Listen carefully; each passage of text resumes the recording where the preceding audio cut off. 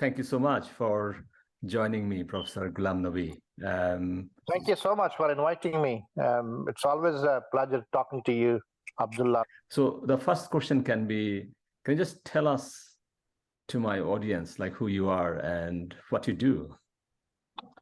So I'm a professor of a urological surgery. That means I'm a doctor by profession and a trained surgeon who operates for various diseases which affect kidneys, urinary bladder, and prostate. Specifically, I do keyhole surgery, robotic assisted surgery for people who suffer from prostate cancer. So that's the service I run. Besides that, I'm a professor of urology, which includes teaching, training, and research, where I lead a big group of researchers. I'm a chair of Scottish Cancer Research, as well as head of the Division for Imaging Sciences and Technology. So besides my own research, I also direct the research in Center for Medical Engineering and Technology, which has been recently launched by the University of Dundee, and I'm the clinical director for that. So, and we have a huge number of students which write from undergraduate to postgraduate into doctoral thesis. So besides running my own research group, I look after those as well. I have the external responsibilities to Royal College of Surgeons of Edinburgh. I'm editor-in-chief for Scottish Medical Journal and an editor for a couple of other journals. I'm consultant editor for International Consultant Editor for Indian Journal of Urology as well. So besides that, I've got a busy family, got 3 kids, and I look, I had helped them in shaping their future, as well as helping a number of other students to realize their own dreams. So that's what I do, sir. Okay, thank you. Just like a couple of questions come to my mind. I mean, I'm also a teacher. I'm also an academic. So I teach, I research, I go to class, I deliver a lecture, I write, I do this kind of podcast. But in your case, it seems like quite a bit of things going on there. Yeah, so plenty of them. If I got it right, so obviously you are a professor, so you teach, you go to classrooms, you are a researcher, you research, you write, you are an editor, so you kind of do other people's work as well. Yeah. You go to, does it mean you go to surgery as well? Like I do surgery. I do every Wednesday. I operate from 8 in the morning till 8 in the evening. And I do a special kind of surgery, which is called robotic assisted surgery, which nobody else does for prostate cancer for a population of 500,000 in Tayside. So I'm the only surgeon on which the whole NHS Tayside is dependent upon in terms of delivering service for the most common cancer of men, that's prostate cancer. I mean, when I was born, my parents told me that I was a very fearful child. I was always afraid of things, everything. Right.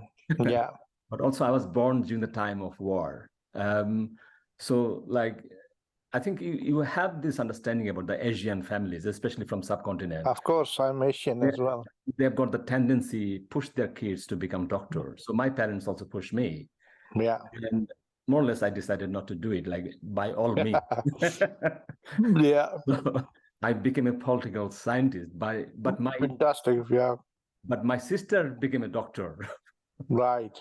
And my now couple of nieces and nephews are doctors as well.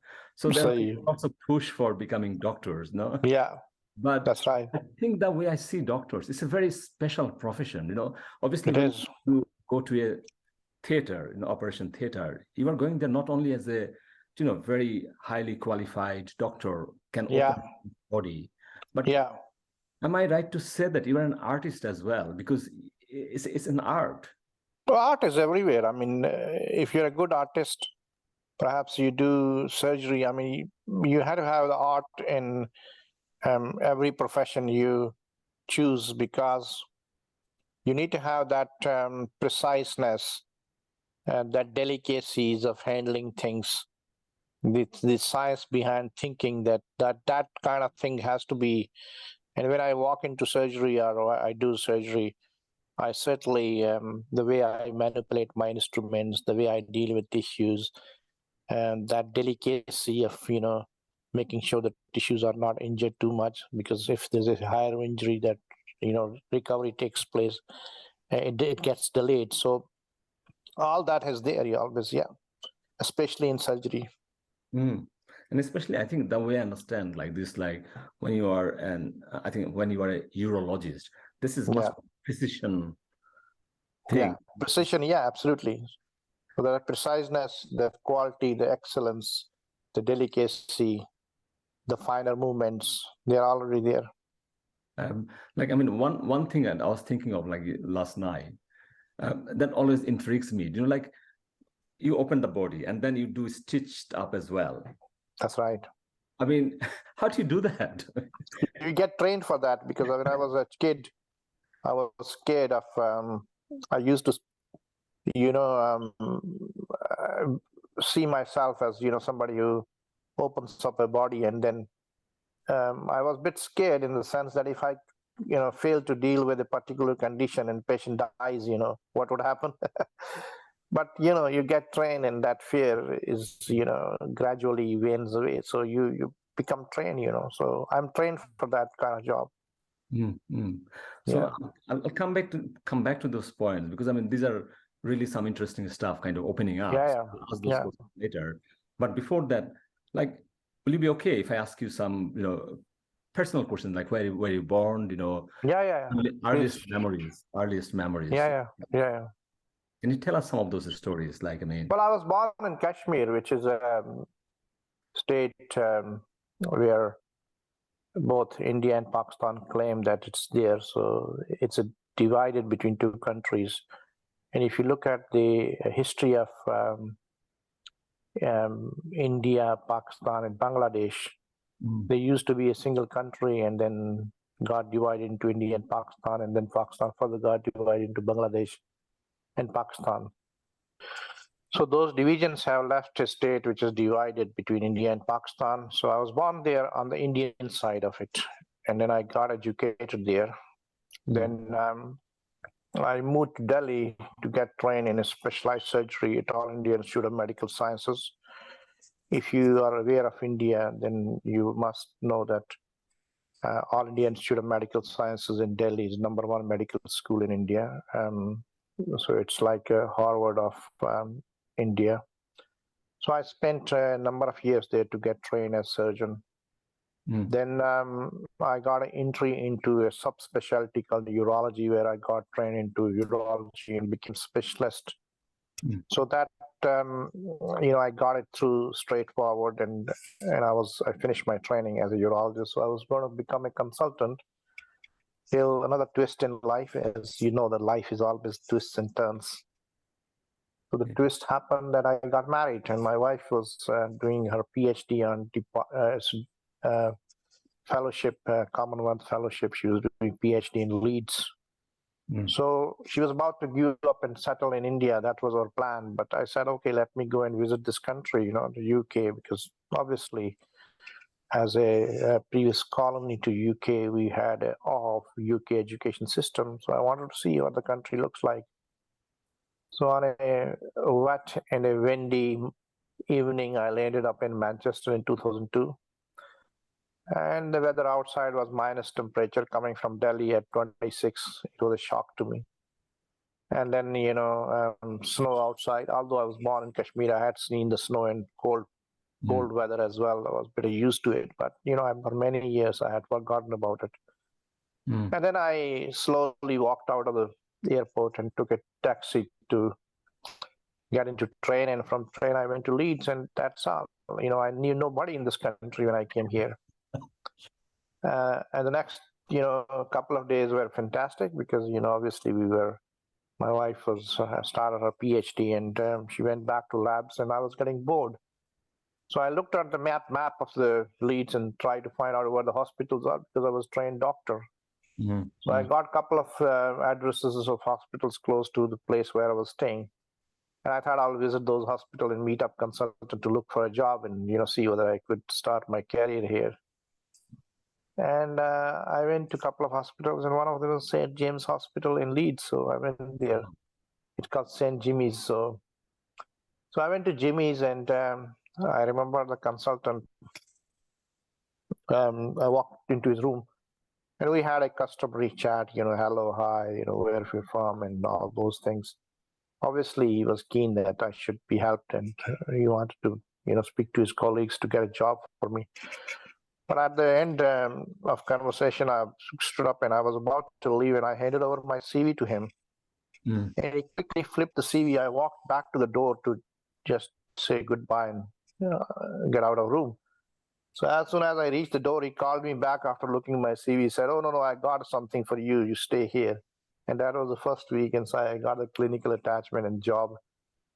And then, every year we were planning to go back. And each year that hope gets, it gets smashed. And we more or less now settled with kids here now. That's the short journey I had in my life.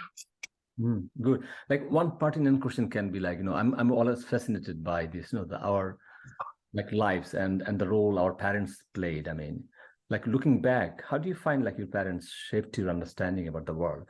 I mean, obviously growing up in Kashmir was difficult because of the political situation. It was lots of uncertainties there.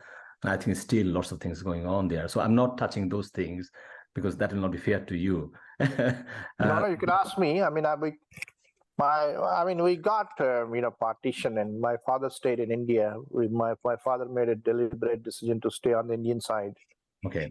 And I asked my father once that because we had the land on the Pakistan side, why you didn't go to Pakistan side? And he was very clear that he wanted a stable government where he can raise his kids. In his own words, he said, I don't know whether you know Urdu. He said, the government of Pakistan is a kachi government, and the Indian government is a Pakki government. Pakki means that it's a stable government with more inclusive. And, years down the line, I realized he was so right, because you can see the differences now, more obvious than what we had seen before. So, I mean, then, so I studied on the Indian side, and then, we slowly, there are difficulties, there are issues, political and non-political, but you make your way up, you need to look at the bigger picture and start your journey. And in some, if one door closes, there are other, 10 doors open. There are bad people, there are good people. So that exists everywhere. So you need to make sure. I mean, I came to this country knowing nobody, and within 12 years of learning in this country, I was a professor of urology, which not many people can make up to a consultant level. So it has been a hard work, but I think you can make your way up provided you're dedicated and you're focused. Like, what's the best advice you got from your father? It seems like your father. Well, my father, I mean, I was not a kid where my father was always after my, life that you had to become a doctor. My father he was not a doctor. He was a farmer. And he never, pushed me to become. But what he said to me very right from the beginning, that whatever profession you go in, you need to make sure that you are the best in that profession. So that's the advice he had, I mean, when I wanted to leave country and come to this, UK, he was very happy. He said, whatever is best for you, go and do it, and put your hard work. I might not be around, but at the end of the day, if you can achieve your dreams, that would be a tribute to me. And that's right, because he's not around, but at least he gave me that piece of advice, which I took very seriously, I think. What's your mother's role in upbringing? Well, mothers are always, sort of comfort zone, where you can go and talk to them, whatever you want. I mean, she raised me. When I was 10 years old, my father and my elder brother wanted me to study. Obviously, they wanted that I should get a quality education. So I was put in a boarding school, and mother, obviously was a bit disappointed. But she was, she had that courage to convince me that it's good for me, and she has to, take a step back and leave me to go and study in a boarding school. But I think that, those sacrifices and all that. So the mother is a selfless sacrifices, which all mothers do. And my mother did on many, many occasions, and there are plenty of them too, I remember those days. And also, mothers are the only people perhaps around who could sense your needs and your requirements, without you telling them, because they know the best. So I mean, those are the people. But of course, my mother has sacrificed a huge number of sacrifices she made in my life, and that has all contributed to overall development of my personality and the way I behaved and the way I achieved myself to a particular level. Yeah.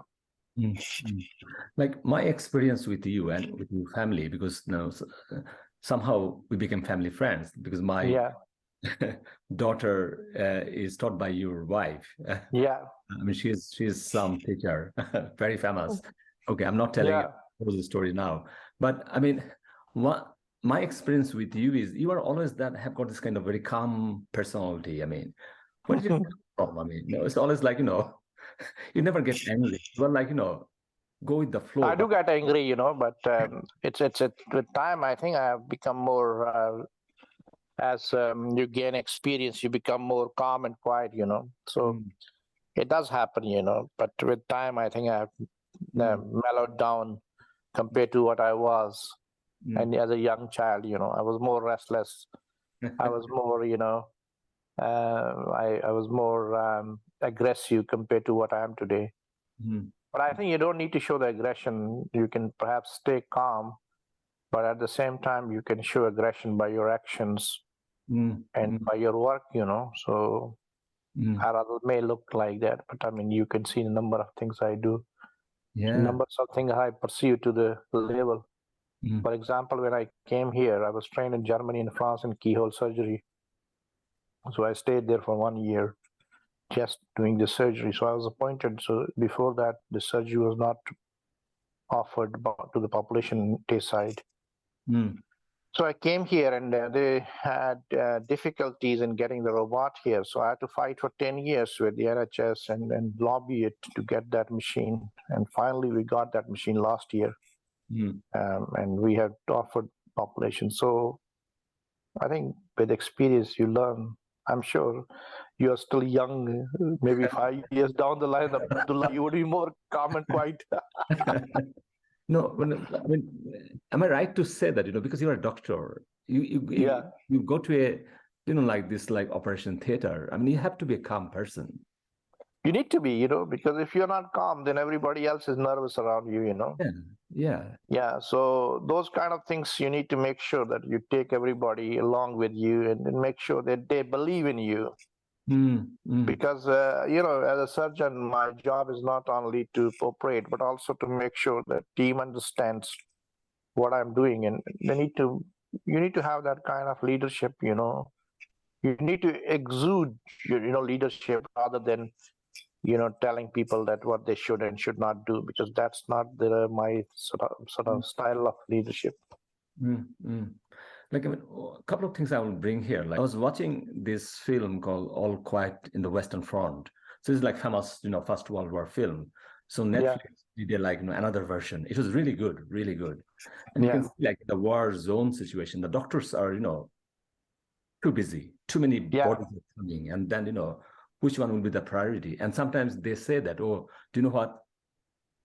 There's not much hope here. It's straightforward, a straight answer. Like, I mean, those kind of moments, when you tell your patients that, do you know what? This is the situation here.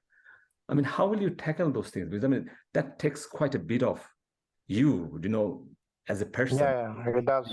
Again, I think we are trained for those occasions, because there are occasions, for example, I deal with cancers. So there would be, I mean, I see every week, every day almost, people where the cancer has gone to the extent that perhaps intervention, which includes operations or chemotherapy or radiotherapy, are not going to be effective. And we had to be, as a professional, we had to be honest and upfront. So you need to understand that you had to have the patient's interest in your heart. That's that's how you develop the relationship, because the patients sometimes tell you things which they haven't told to their close relatives or to their friends. So you need to have that confidence from patients in you. And you can only develop that confidence if you're open and honest about it. And many times when I speak to patients, they want that information to be clear. So for example, somebody who's dying in next 3 months, he would like to know, doctor, that how much time has been left so that he can speak to his close and make arrangements, and maybe put some of the arrangements for his family and for his kids. So if I'm going to tell him, no, you're going to leave for the rest of your life, I would be lying, So there's a fine line between being honest, and at the same time, you need to look at the personality who is going on the other side. You read that person as well, how much that person can take in at a particular time, and maybe you need to come back and speak to him and prepare that person's. You need to assess that. So a bit of those communications had to be tailored. At the same time, you need to be honest, and you need to bring it to the make the other person understand that perhaps not much time has been left. Or for example, somebody's relative dies, and we have to explain to the family that how the circumstances led to that kind of uneventful outcome. So we need to be, again, it's a kind of training which we need to go through, and we have to be compassionate, and at the same time we have to be truthful. But it's quite a lot to take, because in your professional journey, you might have that kind of situation time after time after time. How does it work? It just comes and go, or like it stays with you, or you are trained? Well, we are trained to forget about that. So otherwise, it's difficult. Sometimes you do. There are arrangements for people who perhaps get too much attached to a particular incident, because obviously you need to treat others. So we're in a war-like situation where exactly what you said is that you need to do your best and make sure that you recover from trauma of seeing people dying around you. At the same time, your job is to make sure that you help those who got the better chance of survival. So you need to be up and running again. So I think it's basically, if you are in that situation, you get trained, and that's what happens to doctors. They get trained. They are trained in those situations. Yeah. Like you are a politician, you are trained for a particular trade, You might not have imagined that a few years back that you would be, and then, if you look back and maybe 10, 15, 20, 30 years back and see, it would have appeared to you at that point that it was almost impossible to be in that situation. But now you're the master of that. So. Because like part of my podcast is, so that our students also understand what we are talking about, also get some tips from here as well. I don't know like what kind of tips they are looking for here, but one thing a couple of like technical questions, like, so you are a urologist, okay? So like to become a urologist, you will do this like 4 or 5 years undergrad. Can you just give me some more idea about So you go into medicine and you do the undergraduation, which is 5 years in this country, right? So, and then you go and do your 2 years of foundation doctorship. So that means you get your registration. Okay. So 5 years plus 1 year is 6 years. So 6 years you get your registration. So you're a doctor. That means you can practice medicine, but you're not specialist. Yeah. Right. So then you need to decide you want to do specialization. You go into core training. So you spend 2 years into core training. So there you're rotated through different specialties so that you can assess yourself what is your interest, where you would fit the best. Say, for example, you want to get surgery or you want to get medicine, so you rotate between them. And so 2 and 2, 4. So that's 5 plus 4 is 9 years. So after 9 years, you're eligible to apply, or you had to have a competitive entry into specialist registration training. So, for example, there's a workforce planning in this country that we need 200 urologists in the next 10 years, 5 years. So they would release 200 numbers of training because they are specifically, those numbers are funded by the government. So this is called national training number. So you compete for that and you enter into that. So urology training is for 5 years. And you come out of that 5 years, you're a trained urologist. But if you want to do a sub-specialization, you have to spend another 202 years to get into that, very, very, very specialized area. So 7 plus 9, 7 plus 4, that's 11, 11 plus 5, that's 16 years. So 16 years of your life, you become a trained urologist who can operate to the level where I'm doing it. But on top of that, I had a different training altogether because I was trained urologist. When I came to this country, my training from India was not recognized. So I had to go back and then retrain in this country from SHO level, which is core training. So my training was a bit longer, but at the end of the day, I was better trained. Like, quick question here. Like, so like you were talking about like your degree was not recognized here, but you studied in both part of the world. What's your personal opinion about that? This idea about that, they're not that good, so they need to be retrained again. No, I don't think that, this is a sort of, I would say, they have a system in the UK that they would not recognize anybody's degrees unless you come here. But that has changed now because obviously there are better trained and very well trained doctors from outside. They don't need to go through the training here. That would be wastage of time. And also, the UK has a huge shortage of trained doctors. So they have changed it. But when I came here in 2002, whatever training you had from outside, that training was not recognized in this country, especially the specialist training. Your basic degree was recognizable, so you can, you're a doctor here, but in order for you to practice medicine in urology or cardiology or neurosurgery or any plastic surgery, you had to get trained in this country, which was slightly disappointing because our colleagues from Europe, whose training was much less, they were able to walk without any issues in this country and practice medicine before Brexit.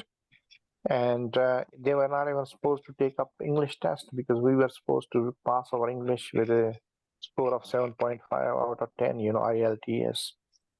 But rest of the European colleagues whose English was not the first language, and perhaps their English was not as good as most Indians are, or most educated Indians were. So, but those are the and a lot of doctors they have raised the voice, and then finally the government has recognized that some of the trained doctors from India or from South Asia are well trained and they need to be absorbed in the system, of course, after checks and balances, which is fine. It should be there always. Like one like flippant comment by me as a political scientist is, the things you are saying, it looks like the empire who has been there for 300 years. Yeah. The empire remains alive still, isn't it? You can see it, you can sense it. Yeah, that's the mindset. The empire leaves a change in the mindset for a long time. Yeah, it doesn't finish, because what's the empire? It might not be truly, that they don't want to go now and occupy a country. But occupation also means that occupying the mindsets of people. Things are changing, Now you've seen the politics of UK changing. Did you imagine when you came here? I don't know which year you came from Bangladesh. I came in 1999. 99. In 99, did you imagine that in 2022, there would be a UK Prime Minister who is from Asian background. I didn't imagine in 2002. I mean, I've got some reservation about, Rishi Sunak become a prime minister. Rishi Sunak actually, he's a billionaire. It's got nothing to do with. Might be, yeah. What I'm saying is that, in he lost his election in comparison to Liz Truss. Looking at it, even my best colleagues who are white people, they agree that Rishi Sunak was much brighter and much accomplished compared to Liz Truss, but he was not voted. So things have slowly changing. But apart from wealthy carries, or he may not be the Asian which we believe to be, he might be more white than most people are. But at the end of the day, even the symbolic progress to that level would indicate that somebody who's young Asian who was born and brought up in this country could have a slim chance of becoming prime minister. It's a symbolic, but it won't be, it's not a huge progress, because obviously the prime minister is not the progress has to circulate through the community in a wider aspect rather than just putting one or two people on top positions. Yeah. I mean, part of my today's session is like, we'll not talk much about politics. Then, I'll drag you to my field. I know. So we'll have a separate conversation on that. But yeah. A couple of pertinent questions about your profession thing. At what point you decided that you want to be a urologist? I mean, during my undergraduation, finishing my undergraduate medicine. So I was fascinated by, the most urologists can deal with things by telescopic or minimally invasive surgery. For example, the kidney stones, you can put a telescope, you can see the stone, and with a laser, you can, dust it. Mm-hmm. So those are, when a patient walks away from the hospital, same day or the next day. Mm-hmm. That kind of technological help or using that kind of approach fascinated me. And when I came to this Tayside, the patient used to spend 7 days in the hospital by an open operation. Mm. So I changed that. Now, yesterday I operated somebody, he's going home today. So you can imagine. So I have made some contribution to the population in Tayside. Mm. And so that's what fascinated me to urology. And it started just immediately after I graduated from my undergrad. I just, as soon as I finished my undergraduate. So in terms of technology, do you think it will get better? Of course. More and more precision. Yeah, absolutely. I would expect that, because you can, unfortunately, the missile-guided technology where people can be targeted from thousands and thousands of miles away. Why can't we have more of precision in medicine and save people from thousands and thousands of miles away? I think people need to question that, and I think people are making. I mean, there's a huge progress in that direction. You are obviously urologist. Couple of real life tips. So because you deal with some of the things which are day-to-day things like urinary tract. The way we take care of our kidney, the way we pee, a couple of times in a day. We are academics, and we are not good with we hold our things for hours, and then so give us some practical advice. What's the ideal? There's some people hold it for 5 hours or 3 hours or 1 hour. Are there any rules there? So anything 4 or 5 hours is during daytime is fine, and once in a night is okay. Anything more than that is perhaps you need to think about something wrong. Tell us more. Going to the Tell us more about this thing, because I mean sometimes there's the social situation as well.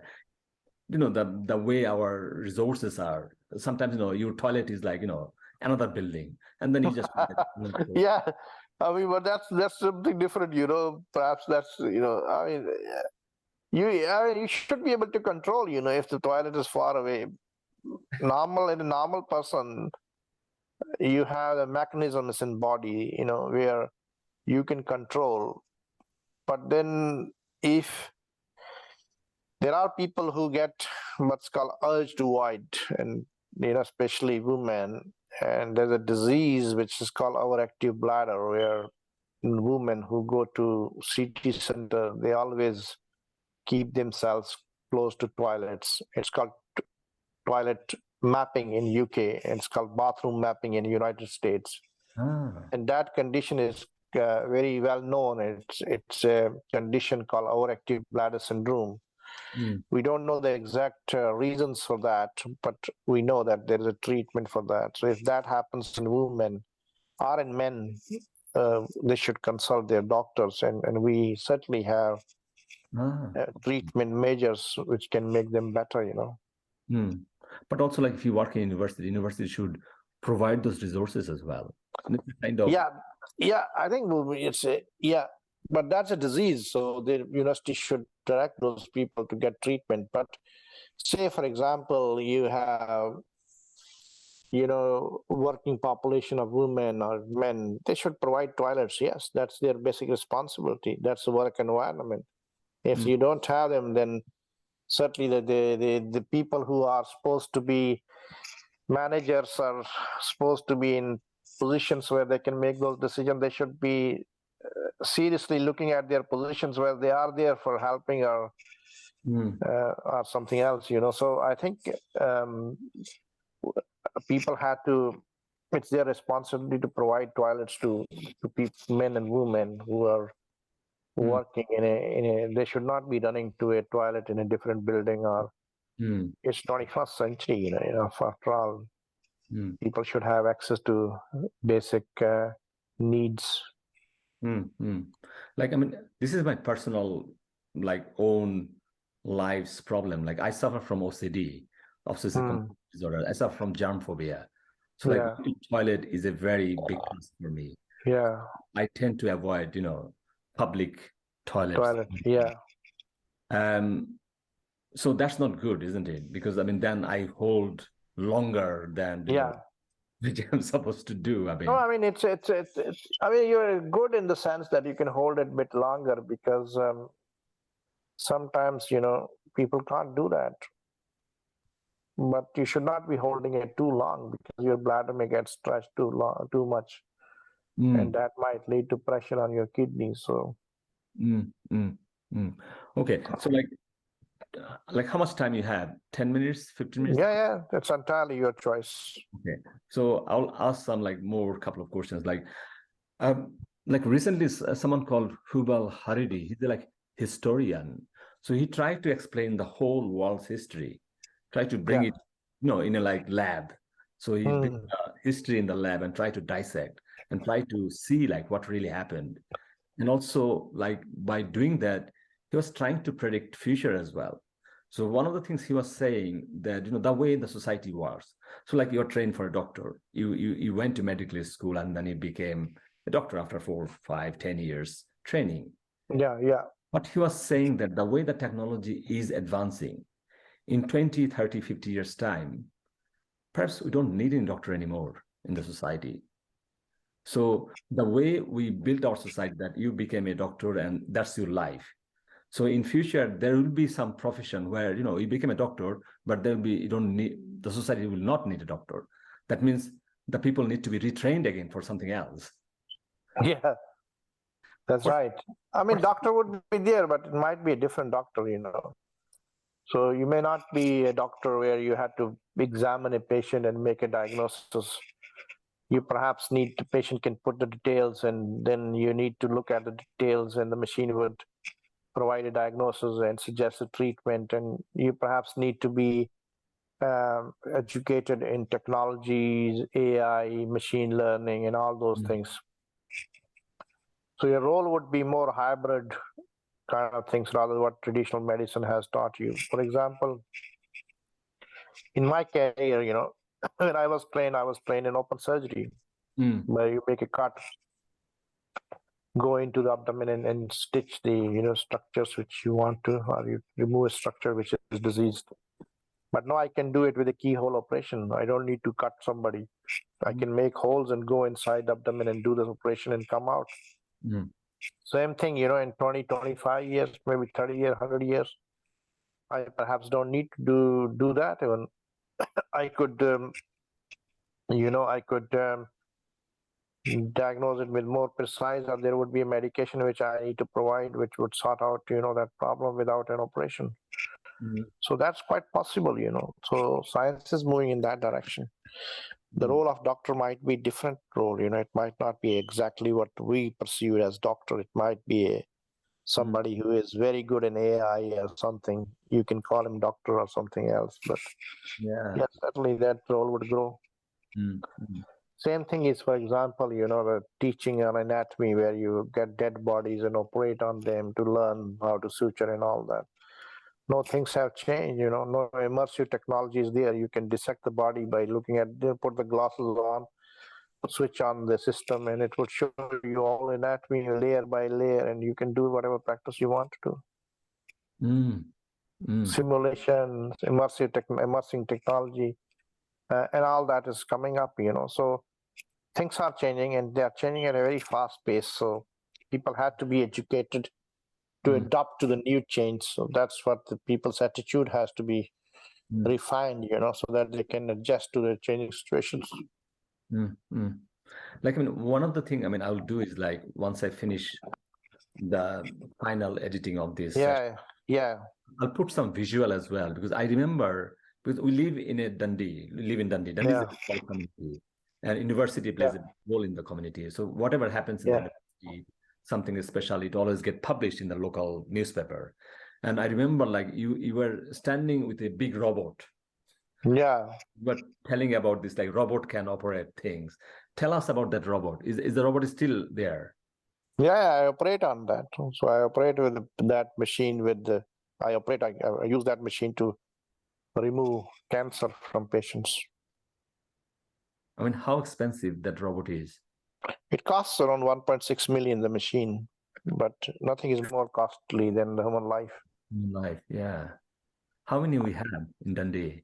We had just one. That too, after a long struggle, I had to lead I had to basically put myself at the forefront and fight for it.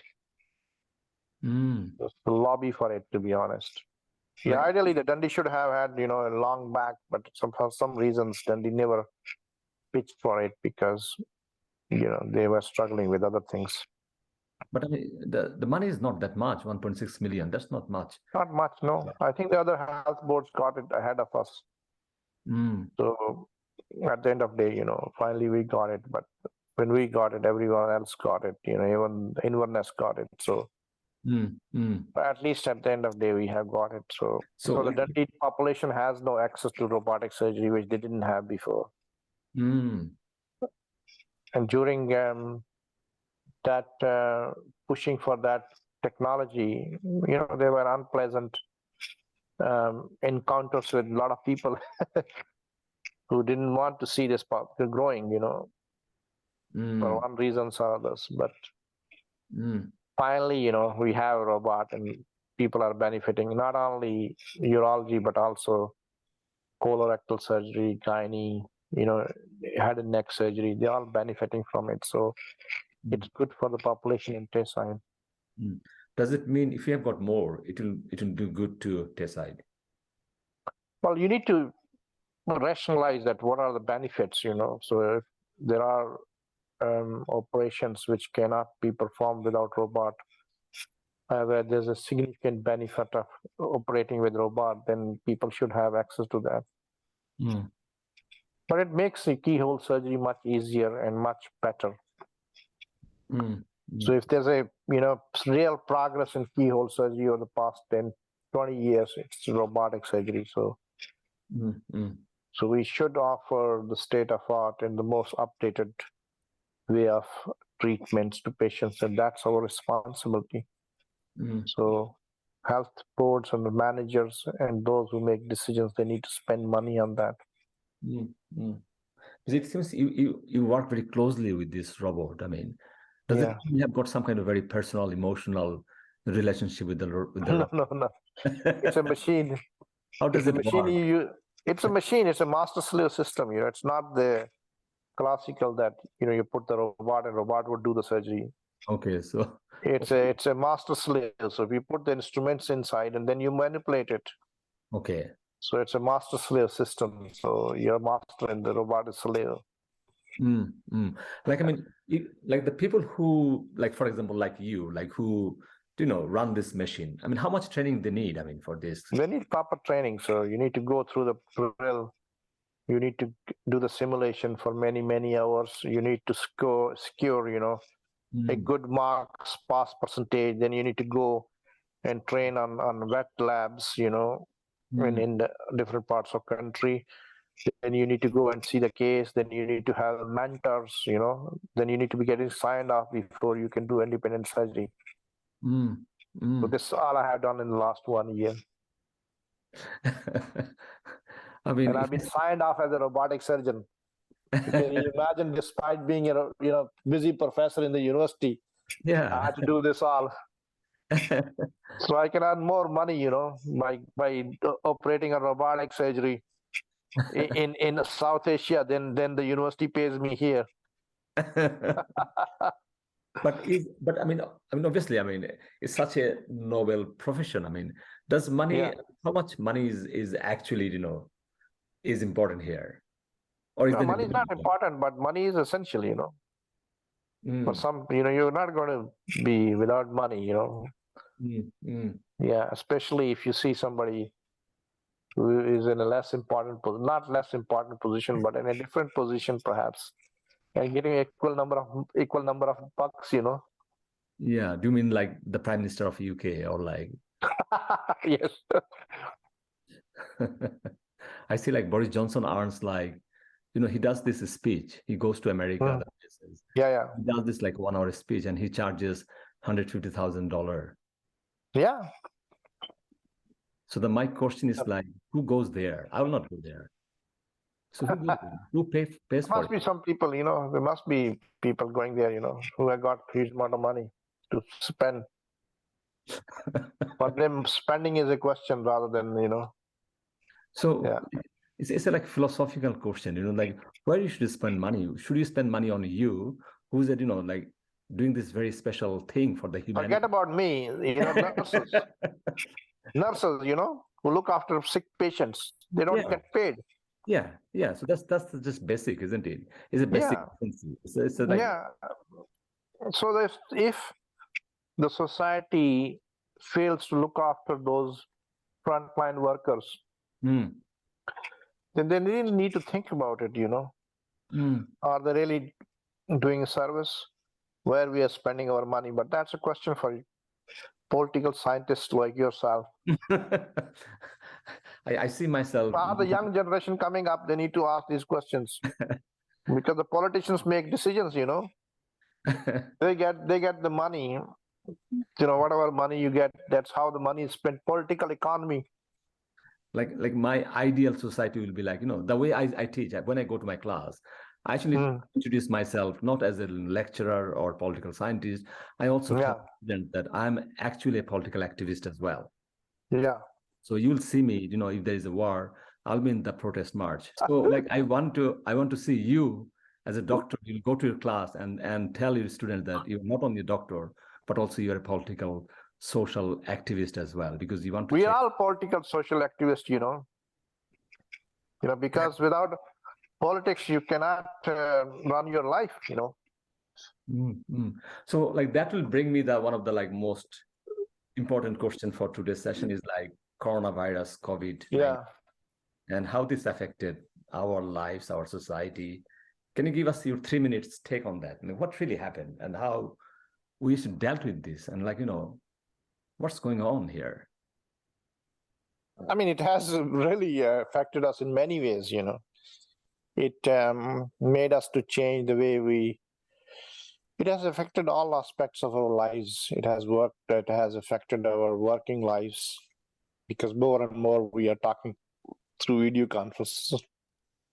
Our social interactions have gone down significantly. That has led to perhaps, some of the mental illnesses or anxieties or people who were already at the brink of their mental health, they have gone worse. It has restricted travel, so our interactions internationally have gone down. It has certainly affected businesses. Obviously, the economy has been shattered in many, many countries, and the effects of that are going to be seen in the next, at least for next 10 years, how we gather the economy back and how we would ensure that some of the sections of societies are going to have as good life as they used to expect in the beginning, or before COVID. It has certainly left us without some of the people we wanted them to be around, For example, a lot of people have died, so we would never get them back. That has left an emotional trauma in so many people. For the healthcare system, it has left us with a huge, long waiting list, which perhaps would take another 10 years for somebody to get a turn to be seen or operated or, dealt with in the NHS. So that's the biggest challenge for the NHS organizations. And a lot of other things have happened, For example, we had to change our curriculum to adjust to teaching and training. We had to adjust to a new environment of working.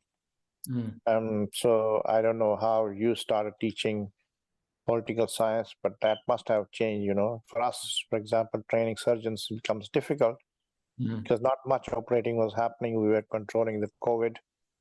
And those surgeons who are going to get trained, we had to find out new ways of training them. It has affected everything in our lives, to be honest. It has been a real eye-opening to be. But it has opportunity, it has left us with a sense that if we collaborate, we work together. For example, it has first time made us realize that if there's a fire in the backyard of a neighbor, you should be thinking that it's going to be your house is going to be fire in the next few hours, and you need to prepare yourself much ahead. For example, when the disease started in China, we were pretty sitting here, we never thought that it would be on our doors. Till a couple of months later it started. So health, inequalities or access to health or these kind of pandemics, they don't need any boundaries, they don't restrict themselves to a particular country. So health is a global issue. That's first time we had to make. COVID has made us to realize it has to be dealt in that way, So for example, if you develop vaccine, we need to make sure that people who are from poor and low income category countries, they should have access to it. Otherwise, this pandemic would stay there and bite us at some point in the future. So as a citizen, it has made us realize that we are more living in a global world than restricting ourselves to Scotland, England, India, Bangladesh. So I think that's a major take we should have from this global pandemic.